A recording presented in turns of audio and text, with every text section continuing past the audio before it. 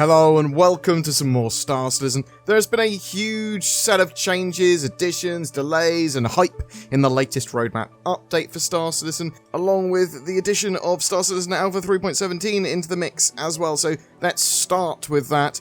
We saw the addition of the Q1 2022 patch 3.17, it will otherwise be known as. This is a bit bare at the moment. It only shows some of the features that are planned for it from some of the upstream teams. They're going to be adding more to it later. So there are some entirely new features here.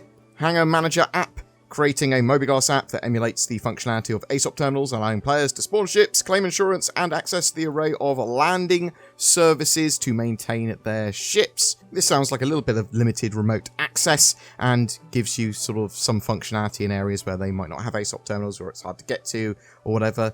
The MISC Hull A mini hauler is also here, and the RSI Scorpius heavy fighter that we revealed the other day. That ship's going to go on sale during Fleet Week, and it appears to be a two-seater X-Wing Star Fury type inspired ship with a large turret that can be moved around the ship on a rail. It has lots of pew-pew and looks very cool for a heavy fighter. We'll have to see exactly what it's got going for it in the next few days though when it goes on sale. Also, we can see some of the features that have moved to 3.17 from other patches. Ladders, the updates to them allow you to hold a pistol and fire off them and move up them without them being super janky, things like that.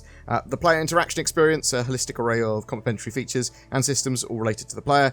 Player status, item status, environment status, as well as interactions with the environment and items within it. Cutting Tier 2, the continued development of the existing multi-tool technology that will allow players to cut through specific objects and have freeform cutting on specific surfaces. Expect more features to be added to 3.17 over the next couple of quarters as the downstream teams get added here. So let's go on to the more proximate patches, starting with Alpha 3.14, the end of Q2 patch. And we've got weapon, thruster, and shield capacitors. So players will have the ability to manage the amount of extra energy that goes into weapons, thrusters, and shields, making critical decisions on the distribution of energy in order to defend, attack, or escape. Capacitor gameplay is going to massively change combat in the game, including sort of laser weapons, really making use of capacitors and actually needing to recharge before they can fire again. We have planetary volumetric clouds V1 here as well, the initial version of bespoke systems to convincingly render multi-layered volumetric clouds of varying scale within planetary atmospheres. You want weather clouds, you want pretty clouds, you got them. It's not just going to be Earth-like clouds, it's going to be different based on the atmosphere of the planet. So you will see some more alien-y type ones in, space. It's a space game. We saw some features moved to Alpha 3.15 as well. Personal inventory, the medical gameplay with healing, NPC healing, all that sort of jazz. The FPS radar and scanning, the hacking tech, as well as the multi-tool attachment for the healing stuff and the sort of dedicated medical tool as well. Shame that medical gameplay isn't going to be in 3.14 for sure, but delays and additions are just part and parcel of the Star Citizen and its development. Alpha 3.16 is the end of year patch, and as we had suspected, and it turned out to be true, the Hull C is planned to be here now and actually in-game. It's a very popular large hauler that many people have wanted in-game for a very long time. All the tech is in place and they've been working on building this ship out now, so really looking forward to that Hull C being in-game. It's still possible we could see the Corsair and the Vulture at some point this year. They're just not on the actual roadmap yet. Some more features were moved to 3.16, weapon charge and drain, updates to the EVA system, salvage gameplay was moved here as well, along with the salvage attachment for the multi-tool. That's a bit of a shame. I just hope that Cloud Imperium get it in before the end of the year. We also saw zero-G push and pull here as well get moved into 3.16. Some features were also temporarily removed from the roadmap, and we don't know when they're going to reappear yet. However, they will be added when they can be more appropriately scheduled out. They're going to return. Some of them might return in the very near future. Some of them might be a little bit further off. These features are the magazine stripping and refilling, lockers and inventory, sort of like the second stage of that personal and local inventory system. Fire extinguishers, we were hoping to have working fire and fire extinguisher tech in by the end of the year. That does not look likely now. Weapon misfire and wear, The vehicle module swapping, so this is modularity for vehicles. It's a disappointing removal from 3.14, but hopefully that will be some time later this year. They're migrating legacy vehicle XMLs to data core. Shield systems tech replacement was actually put into Alpha 3.13, sort of ahead of schedule, so that's sort of been removed. Yeah, this is quite a major one because a lot of people are pretty hyped about this. The small home outpost, colonial outpost things. So these have changed in scope and name. And the feature has been renamed to Outpost Homestead, Independent and Outlaw. And this encompasses several additional modules, as well as rundown variants that they're working on. So the feature has grown out somewhat. We'll learn where it's going to be on the roadmap in the near future, hopefully within the next sort of month or so. They'll tell us. We did learn about some other features that Cloud Imperium are going to be working on over the next 3 quarters that have been added to the progress tracker as well. The identity service. This is going to be a proxy service that relays information about accounts between the RSI platform, Spectrum, and game client. You know, backend stuff. AI untrained combat behaviors for civilian and non-military reactions to danger. AI planetary navigation, allowing NPCs to move on planetary surfaces using a dynamically generated navigation mesh. That's going to be good because that will also lead to animals and things like that. But, you know, actual PvE encounters and missions where we can attack and fight NPCs on the ground, and they can flesh out a load of the outposts and stuff. Super important. Space station clinics, where players can heal, revive, and purchase medical supplies and life insurance. Grimhex Hospital, where players can do the same, but at Grimhex. Unified logging queue to prevent massive logging queues negatively affecting the game and backend services. Cockpit button animations. So at this stage it will be finalising the Gladius dashboard buttons with multi-states and all the sort of tweaks and pokes and all that sort of stuff, bring it up to gold standard.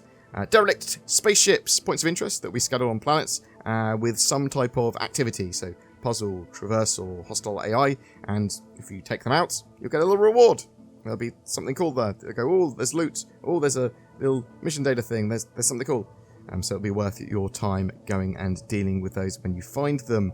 The Mission Manager update, alongside converting the Mission Manager to building blocks, and this feature includes an updated UI to support dynamic mission system. It also includes the ability for players to see the reputational requirements of mission content.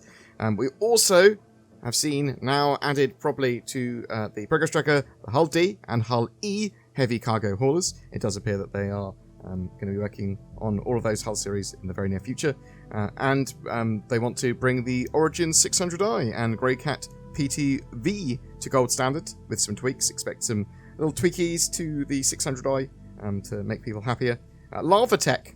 So this is turning River Tech, which we don't have in game yet, but we have seen in an Inside Star Citizen, at least they're sort of like very basic of the tech, turning rivers into lava rivers and lava lakes. So that's cool. Pyro makes sense to have sort of lava areas. Ecosystem enhancements, enhancing the realism of planets and animals in their aspects and behaviors to better immerse them in their respective environments, which is interesting because we don't have animals in the game yet, but they are thinking about the ecosystems of them already. So, cool, yeah. I mean, we do know that they're sort of working on the Boreal Stalker, the Microtech Yeti, Space Cows, and Pyro Crab, and other creatures as well at the moment. So, cool, yeah, love to hear that. We also saw the return of Bounty Hunting version 2, the multi-grid science distance field capital ship destruction, how it's going to explode and blow apart, and weapon misfire and wear. They all turned back up on the progress tracker after going AFK briefly. The Polaris, however, has not reappeared on the roadmap in any form yet,